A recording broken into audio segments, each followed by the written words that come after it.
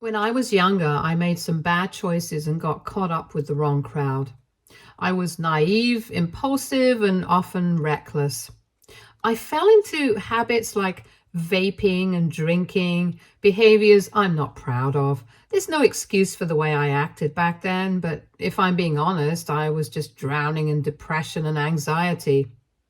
Life felt overwhelming for me, and foolishly, I believed that I could numb my pain by distracting myself. The root of that pain was losing my best friend, Jenny, when I was just 15. Jenny and I were extremely close to the point that people sometimes assumed that she was my sister.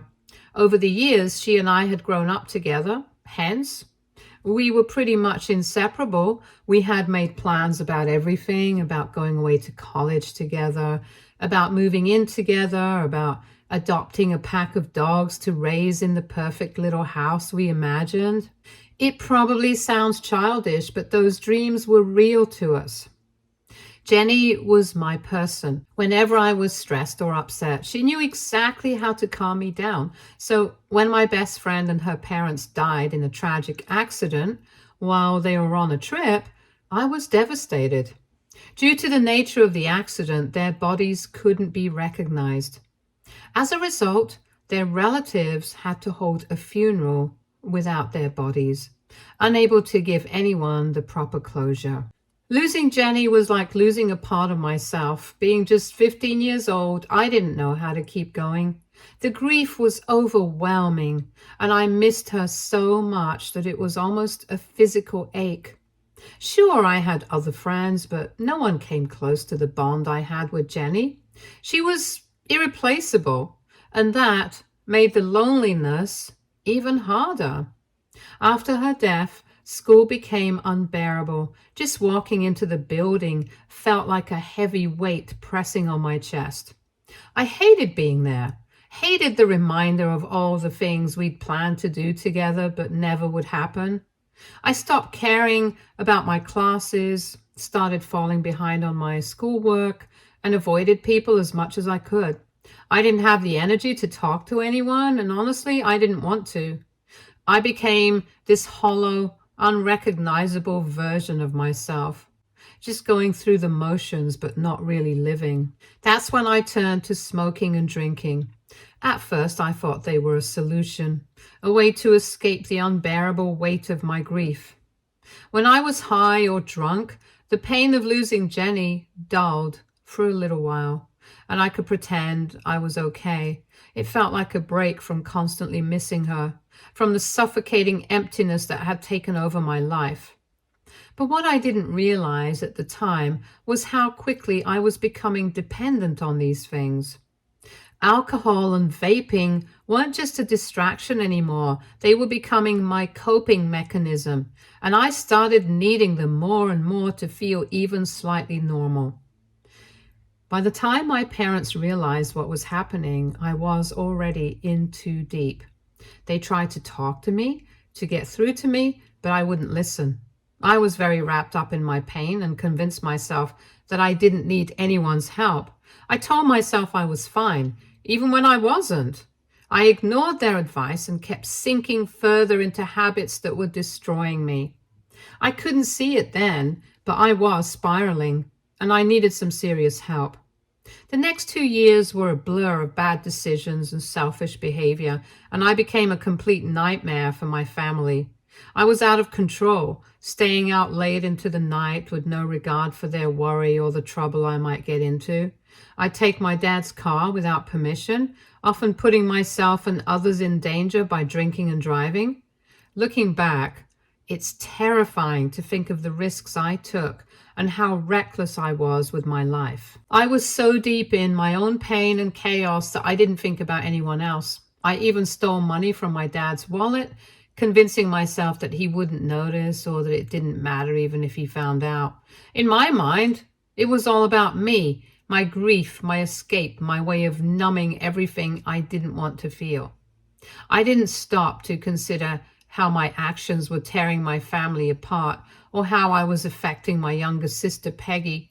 She deserved better. She deserved a role model, someone to look up to, but instead, I was selfish and absent.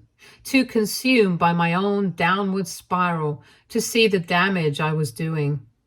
To this day, I wish I had been a better child to my parents and a better older sister to Peggy. Things finally came crashing down when one night my friends and I got caught drinking.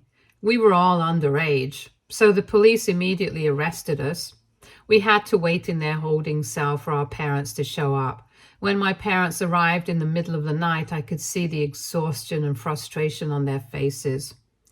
The car ride home was brutal. My dad was furious. He yelled at me the entire way, his voice filled with anger and hurt. My mom just kept saying how disappointed she was in me over and over again. Hearing that from her stung more than anything else. I didn't fight back or argue with them. I knew they were right. I had been acting like a complete loser and I deserved their anger. I sat there in silence, feeling the weight of their words and the reality of what I'd become. It was one of the lowest points in my life, and for the first time, I couldn't ignore how far I'd fallen.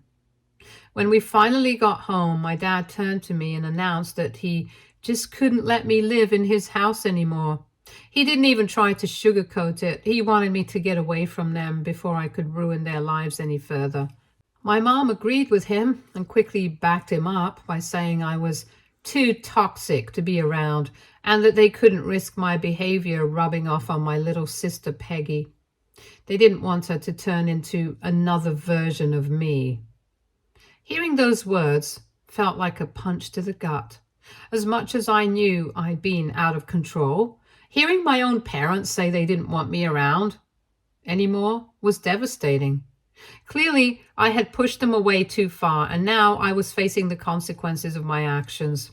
In the end, they decided to ship me off to live with my paternal grandparents who lived far, far away. At that time, I hadn't been close to my grandparents for years.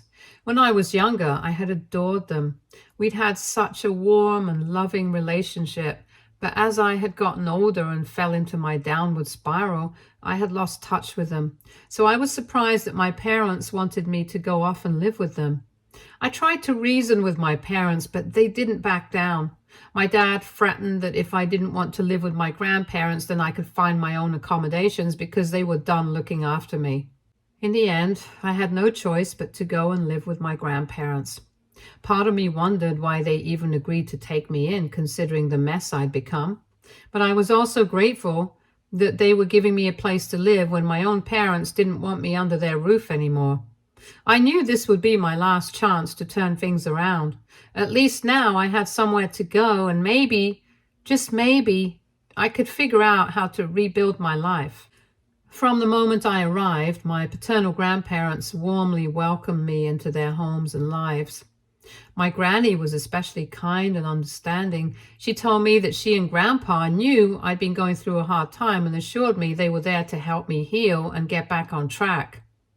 She even told me not to hold any resentment towards my parents for kicking me out, explaining that they were struggling too and probably didn't know how else to handle the situation. Granny's words stuck with me. She was the first person besides Jenny who actually sat down with me, listened to what I had to say, and made me feel like I mattered as a person, not just a problem to be fixed. At first, I did feel awkward living with my grandparents. I wasn't used to the quiet life they led or the way they seemed to genuinely care about me without any conditions or judgment. But as the weeks turned into months, I began to settle in. I started to see their home as a safe space, and that awkwardness I felt eventually faded. Over time, I began attending a local college during the day, and in the afternoon, I helped my grandpa on his farm. Anyone who has done farm work knows that it isn't easy work. There were long hours of physical labor, and I'd often come back to the house at the end of the day completely exhausted. I will say that this exhaustion became a blessing in disguise for me. I was so tired at the end of each day that I didn't have the energy or even the desire to turn to alcohol or vaping anymore. Slowly but surely, my mind began to clear and I started to feel like a better version of myself. I even started going for therapy to address the deeper issues I had been avoiding for so long. Talking to a therapist was eye-opening.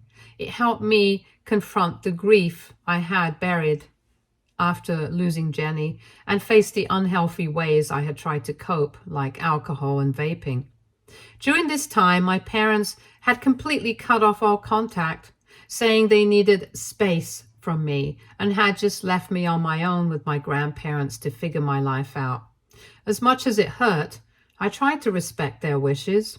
And this is when my therapist suggested I could perhaps use writing as a way to communicate with them, specifically writing letters.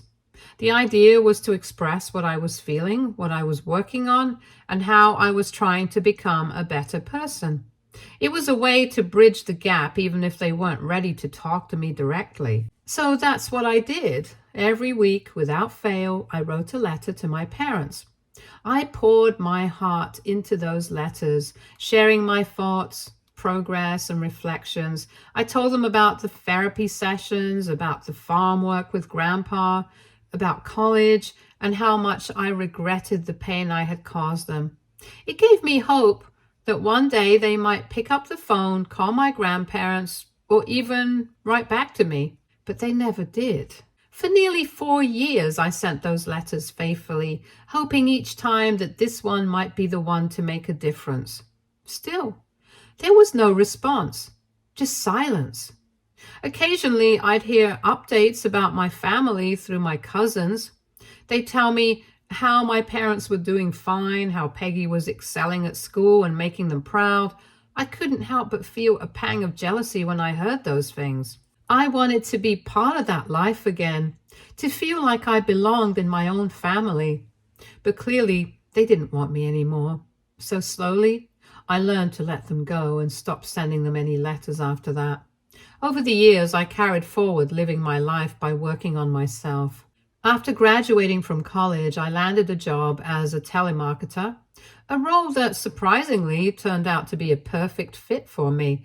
I've always been very social, and I discovered that I have a natural talent for persuasion. Over the years, my knack for engaging with people and my persistence paid off. I have steadily climbed the ranks in the company, first getting promoted to a team leader and eventually to my current position as a sales manager. One of the perks of my job is its flexibility. Since most of my responsibilities can be handled with just a laptop, Wi-Fi, and a webcam, I have been able to stay with my grandparents. This arrangement has allowed me to save a significant portion of my income while also being there for my grandparents.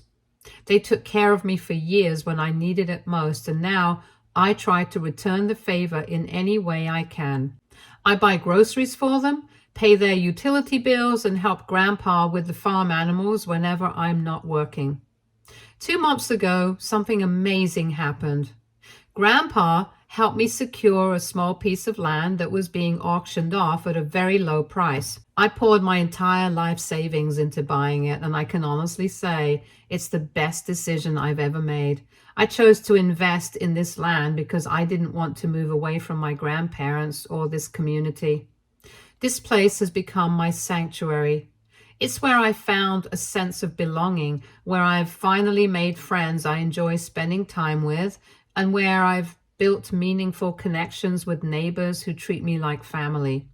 Most importantly, this place doesn't remind me of my dark, alcoholic past.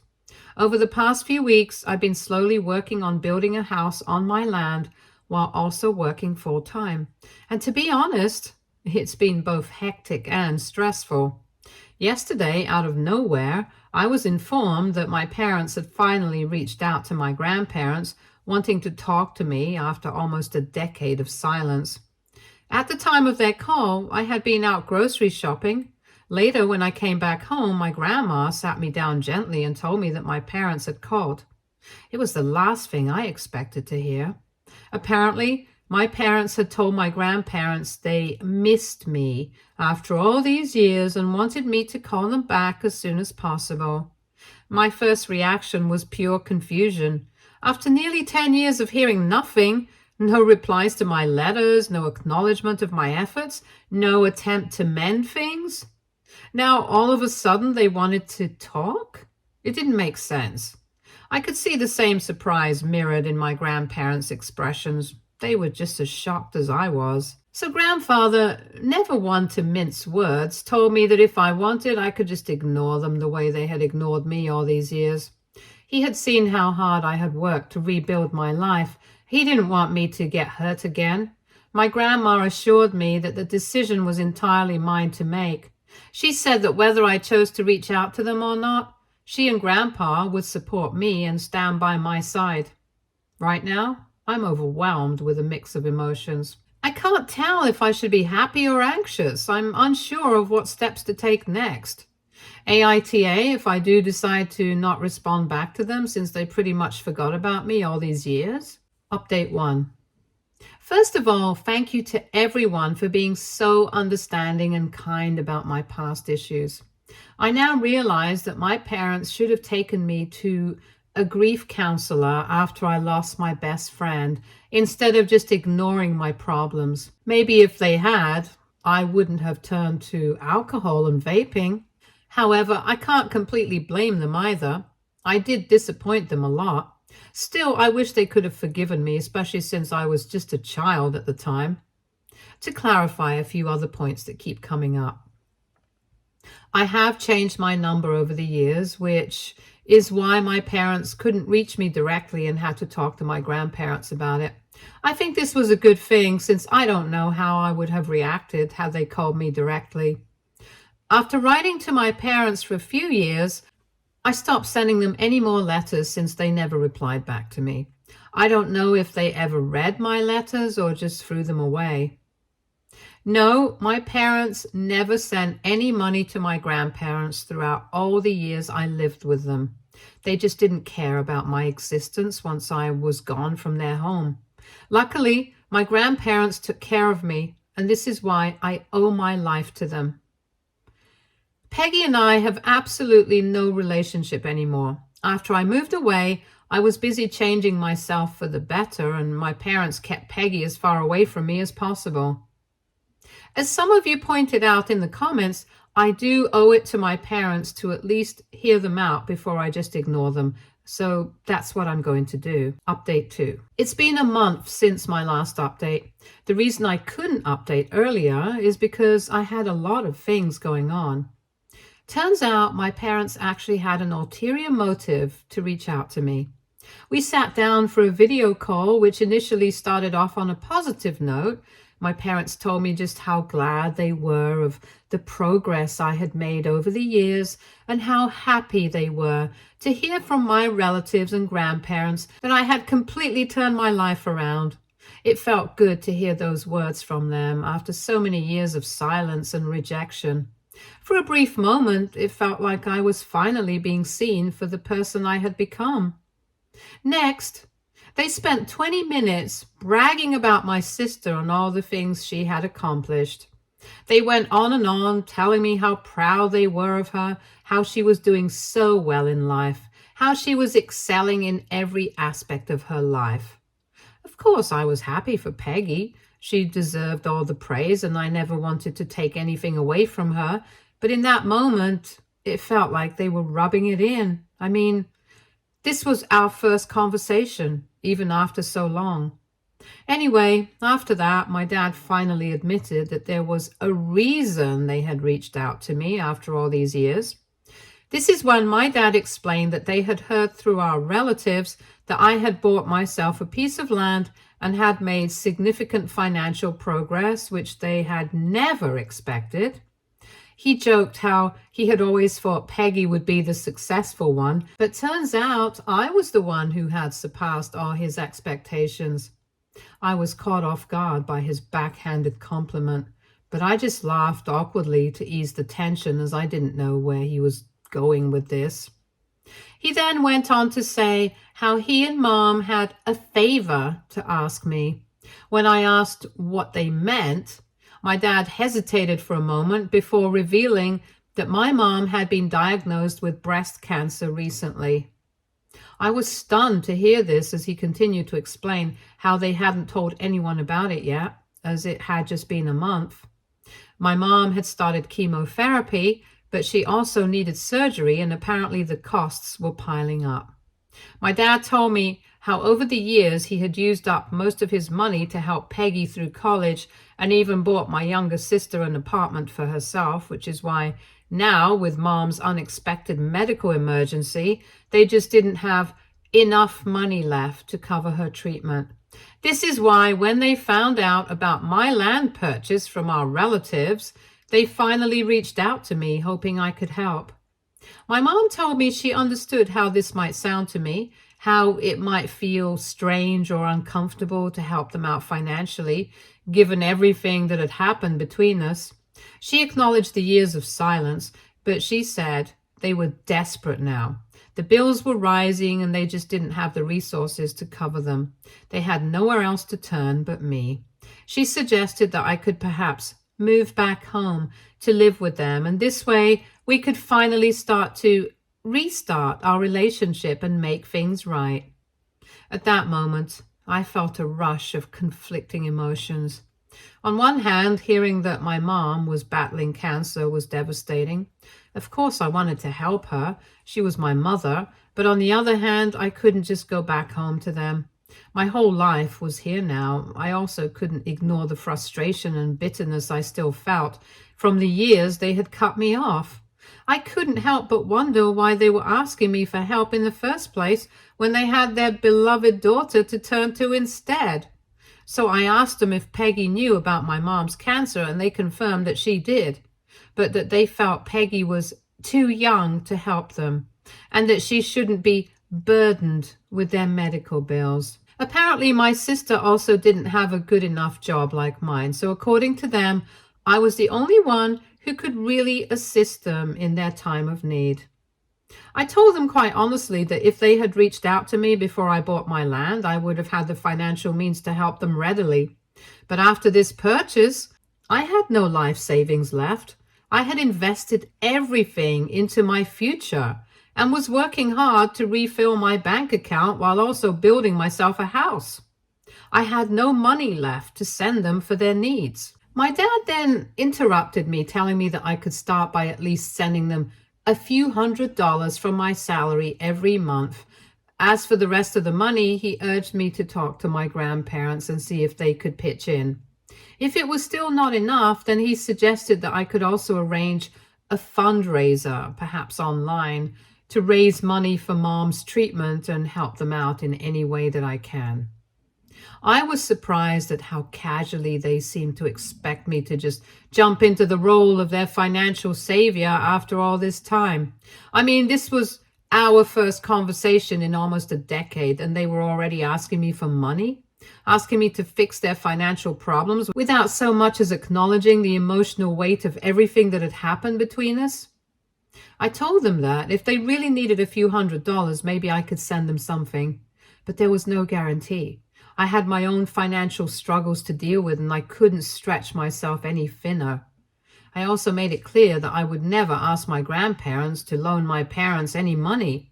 They had already done so much for me over the years, and they already had enough on their plate.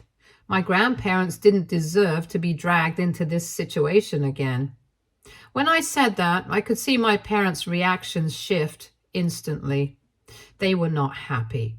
My mom's face tightened, and she immediately started to accuse me of being inconsiderate. She said they would have never reached out to me if they hadn't been desperate, but now she was disappointed that I was still the same selfish, immature child who only thought of myself. She reminded me how I had almost ruined their lives with my bad choices all those years ago.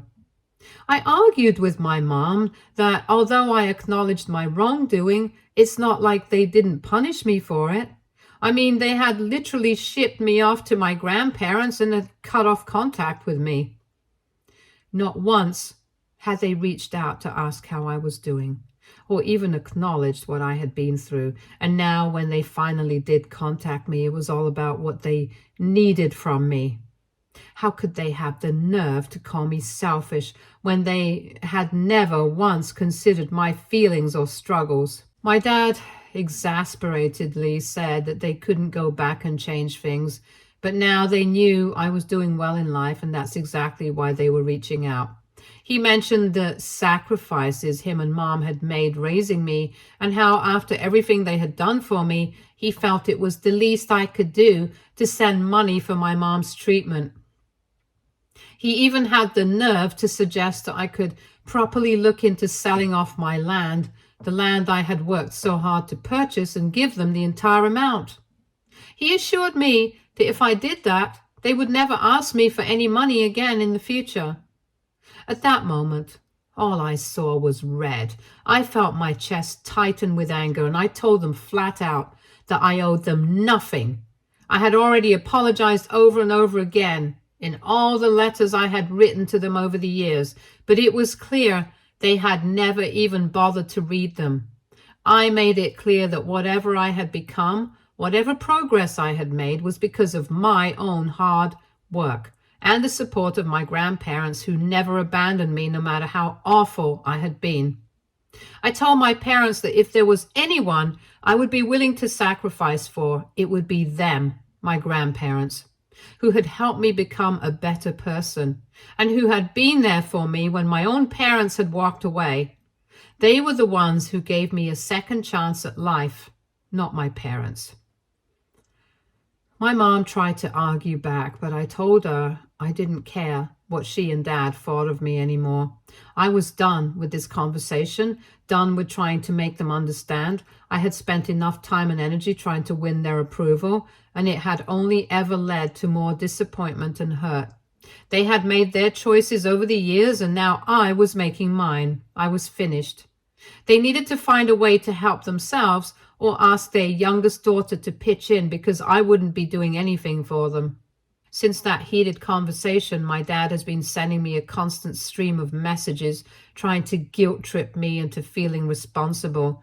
He's told me how my mom has been crying for days over what I said and how hurt she is by my words. He says that if anything happens to her, it will all be on me. Part of me feels guilt. After all, it's my mom, and no one wants to hear their mom is sick, no matter how complicated their relationship is. But at the same time, I can't let them manipulate me into giving them money when I really don't have any. I'm just so exhausted by this. Update 3. It's been 4 months since my last update. I just wanted to let you all know that I still haven't helped my parents, and neither have my grandparents. First of all, my parents eventually did tell my grandparents about my mom's cancer and asked them for money. Luckily, my grandfather immediately turned them down and refused to send them any money. Without hesitation, my grandfather told my dad that he needed to step up and take care of Mom, as it wasn't our responsibility to do so. The only thing my grandma offered was to fly down there herself to take care of my mom if she ever needed it, but beyond that, they were not able to offer anything else. When my parents heard this, they were furious. But honestly, there wasn't much they could do about it. After all, my grandparents aren't obligated to help them, especially after everything that has happened between us all. I guess my parents are finally reaping the consequences of their own actions. Also, for everyone asking, Peggy hasn't reached out to me at all. I'm not sure if my parents ever told her about our conversation or if she just doesn't know, but it's clear my sister wants nothing to do with me, so I won't interfere with her life. Stay tuned for more stories from our girl relationships.